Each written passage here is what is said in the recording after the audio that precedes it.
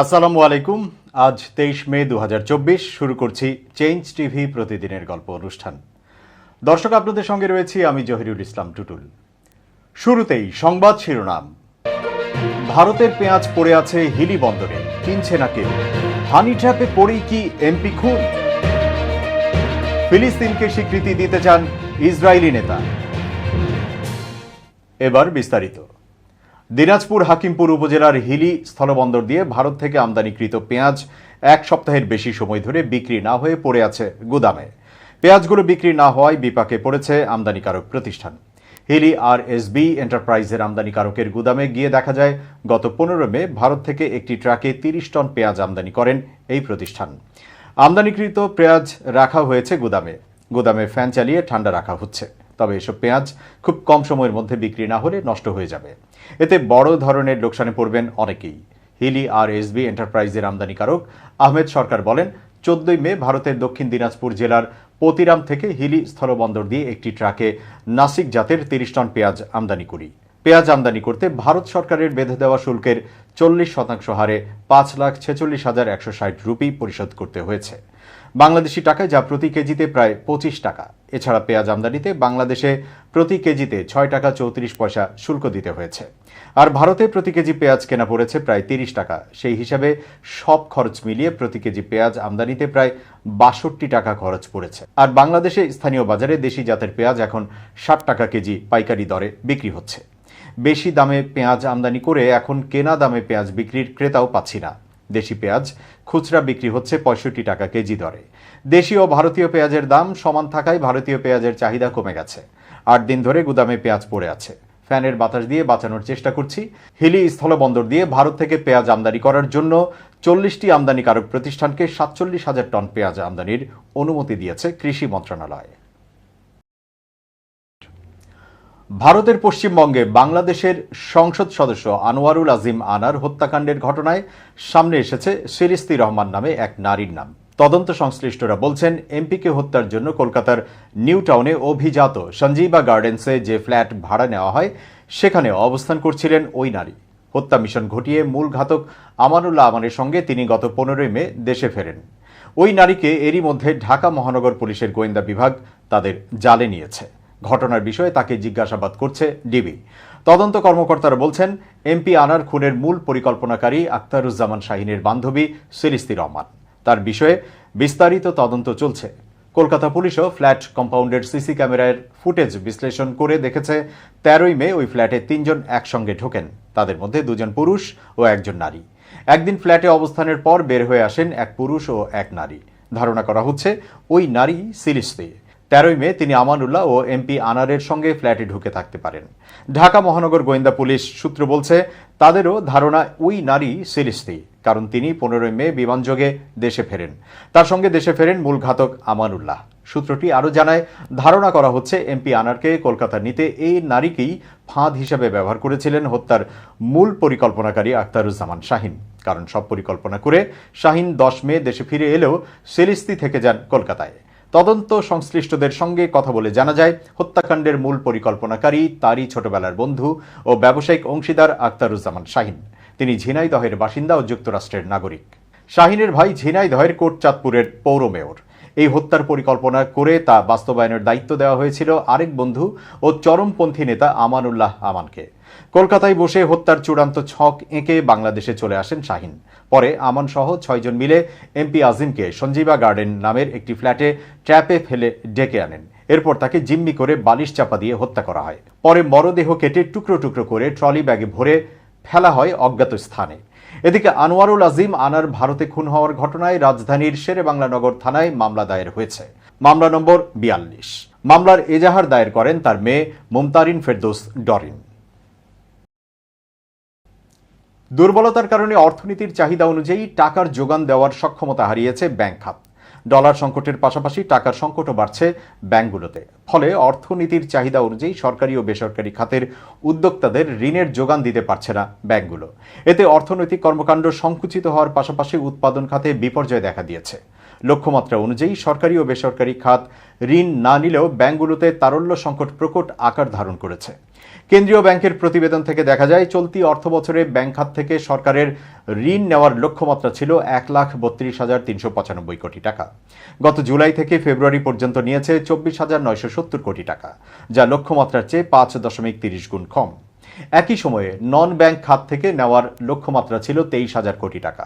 জুলাই থেকে ফেব্রুয়ারি পর্যন্ত নিয়েছে ১১,২০৭ কোটি টাকা, লক্ষ্যমাত্রার তুলনায় ২ গুণ কম। নন ব্যাংক খাতের ঋণ নিয়েছে সঞ্চয়পত্র, ট্রেজারি বিল ও ট্রেজারি বন্ড বিক্রি করে। মোট ঋণ নেওয়ার লক্ষ্যমাত্রা ছিল ১,৫৫,৩৯৫ কোটি টাকা। ফেব্রুয়ারি পর্যন্ত নিয়েছে ৩৬,১৭৭ কোটি টাকা, যা লক্ষ্যমাত্রার ৪.৩০ গুণ কম। সরকার ও বেসরকারি খাত লক্ষ্যমাত্রার চেয়ে ঋণ কম নিলেও ব্যাংক খাত এখন টাকার সংকটে ভুগছে।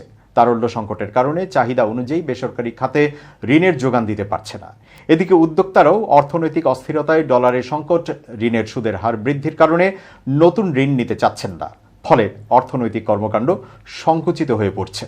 এতে যেমন উৎপাদন কমে যাচ্ছে, তেমনি নতুন কর্মসংস্থানেরও গতিও থমকে গেছে। গত বছরের ডিসেম্বরে ব্যাংকগুলোতে মোট তারল্য ছিল ৪,৩৩,০০০ কোটি টাকা। মার্চে তা সামান্য বেড়ে দাঁড়িয়েছে ৪,৩৮,০০০ কোটি টাকা। ৩ মাসে তারল্য বেড়েছে মাত্র ৫,০০০ কোটি টাকা। কিন্তু ব্যাংকগুলো আমানত সংগ্রহের চেয়ে ঋণ বিতরণ করেছে বেশি। এছাড়া বিতরণ করা ঋণ আদায় করতে পারছে না। খেলাপি ঋণ ও অন্যান্য খাতে ঝুঁকিপূর্ণ সম্পদের পরিমাণ বেড়ে যাওয়ায় ব্যাংকগুলোর প্রভিশন খাতে অর্থ আটকে যাচ্ছে। একই সঙ্গে ব্যাংকগুলোর বিতরণ করা ঋণ ও মূলধন থেকে আয় কমে যাচ্ছে, যে কারণে ব্যাংকগুলোতে নগদ টাকার প্রবাহ কমেছে। এ কারণে ব্যাংকগুলো আর্থিকভাবে দুর্বল হয়ে পড়ছে।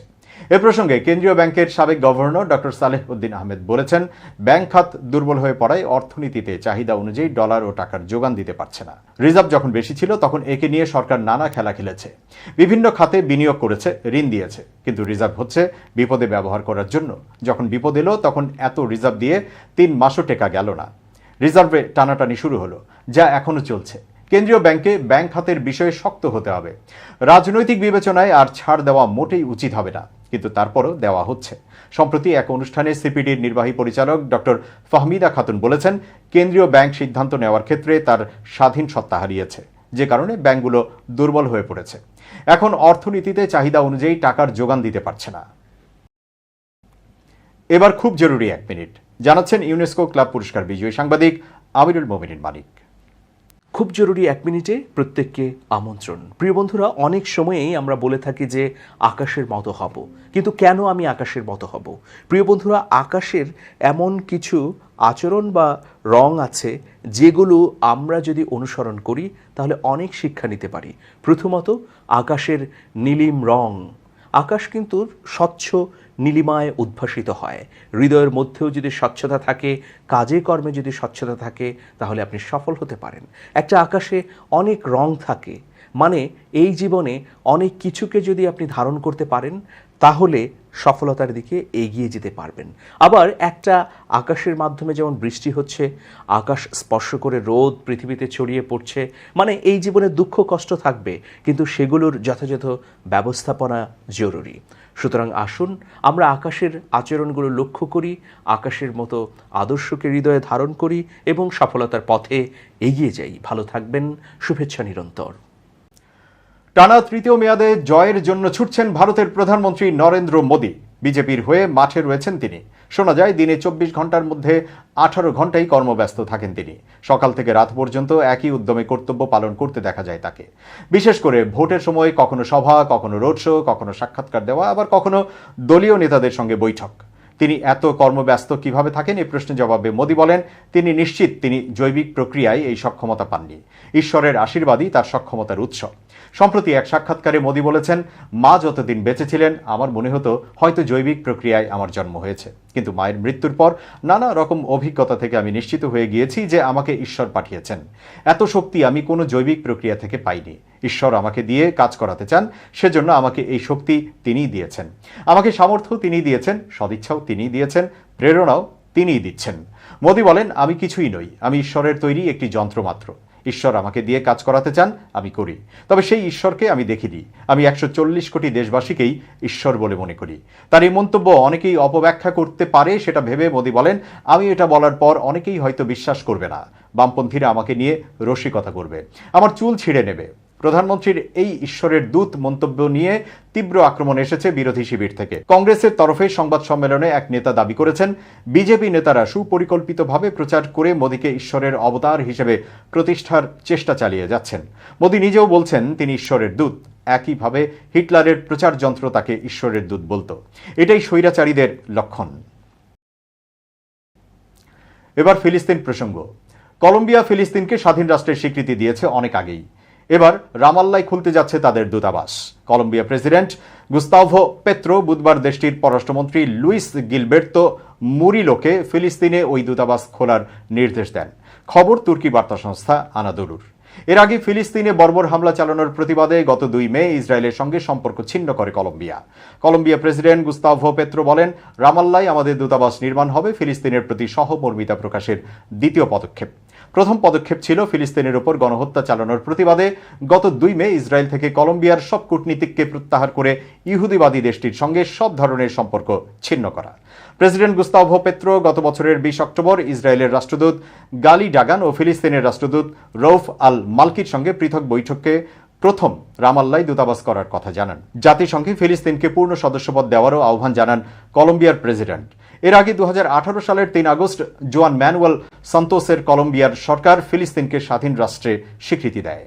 কলম্বিয়ার বর্তমান প্রেসিডেন্ট গুস্তাভো পেত্রো বলেন, আমার দৃঢ় বিশ্বাস আরো অনেক দেশই এখন নির্যাতিত ফিলিস্তিনিদের পাশে দাঁড়াবে। একসময় বর্বর ইসরায়েল সরকার দেখবে তাদের পাশে আর কেউ নেই।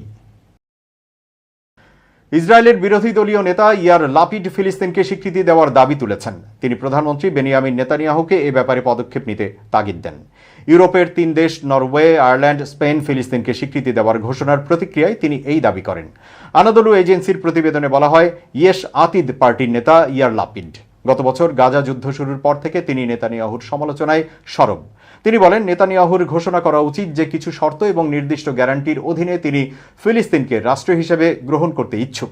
নতুন সেই রাষ্ট্র সন্ত্রাসবাদের বিরুদ্ধে লড়াইয়ে যোগদান করবে। তবে লাপিড শর্তাবলী বা গ্যারান্টি বা প্রস্তাবিত ফিলিস্তিন রাষ্ট্র থেকে সহযোগিতার প্রকৃতি সম্পর্কে সংবাদ সম্মেলনে বিস্তারিত বলতে চাননি। এ সময় তিনি আরও জানান, ফিলিস্তিনকে রাষ্ট্র হিসেবে স্বীকৃতি দিতে নেতানিয়াহুকে বাধা দিচ্ছেন জাতীয় নিরাপত্তা মন্ত্রী বেন গভির। উগ্রপন্থী এ মন্ত্রী সরকারকে তা করতে দিচ্ছেন না। লাপিড বলেন, এই সরকারকে দিয়ে সমস্যা সমাধান হবে না। আমাদের নেতানিয়াহু সরকারকে বাড়িতে পাঠাতে হবে এবং একটি কার্যকরী সরকার গঠন করতে হবে। এর আগেও বিভিন্ন সময় বিরোধী দলীয় নেতা অভিযোগ করেন, ইসরায়েল ফিলিস্তিন সংঘাত সমাধানে নেতানিয়াহু সরকার ব্যর্থ। ইসরায়েলে হামাসের হামলা ঠেকাতে ব্যর্থতার জন্য তিনি সরাসরি নেতানিয়াহুকে দায়ী করেন। এজন্য তিনি নেতানিয়াহু সরকারের পদত্যাগ দাবি করে আসছেন। বিরোধী দল থেকে ফিলিস্তিনকে স্বীকৃতির দাবি উঠলেও এ ব্যাপারে কঠোর ইসরায়েল সরকার। বুধবার ইউরোপের 3 দেশ নরওয়ে, স্পেন ও আয়ারল্যান্ড থেকে ঘোষণা আসার সঙ্গে সঙ্গে চরম ক্ষুব্ধ প্রতিক্রিয়া জানিয়েছে ইসরায়েল। ইসরায়েলের পররাষ্ট্রমন্ত্রী ইসরায়েল কাটস আয়ারল্যান্ড ও নরওয়েতে নিযুক্ত ইসরায়েলি রাষ্ট্রদূতদের অবিলম্বে ইসরায়েলে ফিরে যাওয়ার নির্দেশ দেন। ইউরোপের 3 দেশ ফিলিস্তিনকে স্বীকৃতি দিয়ে ভালো করেনি বলেও হুঙ্কার দেন। দর্শক, শেষ করছি প্রতিদিনের গল্পের আজকের গল্প। changetv.press বাংলাদেশের ইউটিউব জার্নালিজমের অগ্রদূত। ভিজিট করুন এর ওয়েবসাইট www.changetv.press, ইউটিউব youtube.com/changetvpress এবং সাবস্ক্রাইব করুন চ্যানেলটি। নিয়মিত লাইক, কমেন্ট ও শেয়ার করে আপডেট রাখুন নিজেকে। ভালো থাকুন, নিরাপদে থাকুন। শুভেচ্ছা নিরন্তর।